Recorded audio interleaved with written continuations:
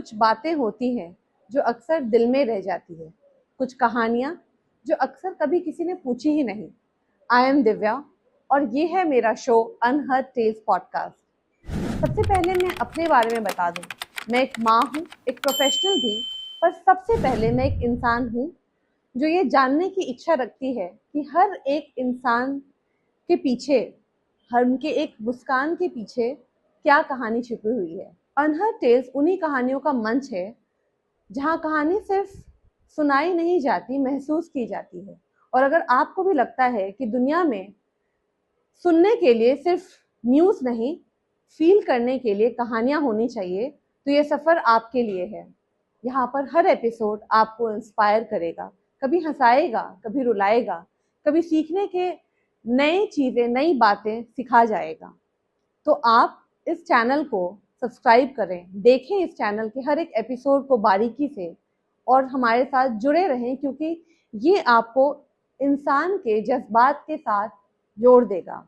Unheard tales में आप सभी का स्वागत है, बाय हार्ट फॉर हार्ट। तो सर, मैं ये जानना चाहती हूँ कि 1987 के दौरान आपने फोटोग्राफी शुरू की, वो भी मैक्रो फोटोग्राफी। मतलब ऐसी क्या कोई ऐसी कहानी है आपके जीवन में, या फिर कभी कोई ऐसा मोमेंट हुआ जब आपको लगा कि नहीं, यही नीश है और मुझे इसके तरफ ही जाना है? क्योंकि अगर आप नीश के बारे में बात करें तो आजकल दुनिया पूरी बात करिए, आपको एक नीश पकड़ना चाहिए। कोई हम यूट्यूब के स्ट्रीम भी होते हैं तो नीश होता है। उस जमाने में नीश आप कैसे आइडेंटिफाई कर पाए? जैसे मैंने बोला कि वो टाइम डिजिटल एरा नहीं था।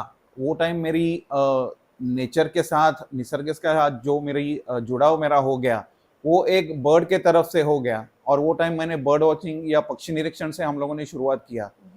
वो टाइम वीडियो कैसेट्स का जमाना था। नेशनल ज्योग्राफिक के और बीबीसी के वीडियो कैसेट्स आते थे, और उसमें से हम लोगों को ये जो आज हम लोग नेशनल ज्योग्राफिक चैनल है या डिस्कवरी चैनल है, उसमें से जो हम लोग डॉक्यूमेंट्रीज देखते हैं, वो हम लोग वीडियो कैसेट्स में देखते थे। जब भी हम लोग वो वीडियो कैसेट्स देखते थे तो उसमें मुझे एक चीज मालूम हो गई कि उसमें जो भी चीजें दिखाई गई वो काफी जो बड़े मैमल्स है, बड़े एनिमल्स है, बड़े पंछी है, बड़े पेड़ है, उनके बारे में बताया गया था। बट कोई भी जो तितली है या मधुमक्खी है या छोटे जीव जंतु है, उसके बारे में कोई भी डॉक्यूमेंट्री नहीं थी या कोई भी ज्यादा मटेरियल अवेलेबल नहीं था। तो उसी वजह से मेरा ये मैक्रो लाइफ जो है, ये छोटे जीव जंतु है, उसके वजह से मेरा लगाव हो गया। और मैंने मन में ठान ली कि हाँ, अगर मैं कुछ काम करूंगा तो इसी छोटे जीव जंतुओं के ऊपर काम करूंगा। ऑफ कोर्स बर्ड्स है, बड़े बड़े मैमल्स है, जैसे एलिफेंट है, हाथी है, जिराफ है, वो तो मन को लुभाते हैं ही। But at the same time जिनके बारे में लोगों को नहीं मालूम या बाकी किसी को उसको ज्यादा देखने के लिए नहीं मिलते हैं, उसके बारे में मैंने खोजना, उनको ढूंढना और उनका फिल्मिंग करना शुरू कर दिया। तो मतलब मैं तो देख रही हूँ, जहाँ तक कि मैंने आपके सारे फोटोज देखे, आपने हम ऑफ ए ड्रैगन से लेकर मतलब स्पाइडर वेब के मतलब के अंदर वो जो पानी के अंश रह जाते हैं, आपने उनको भी बखूबी मतलब कैप्चर किया अपने कैमरा के अंदर।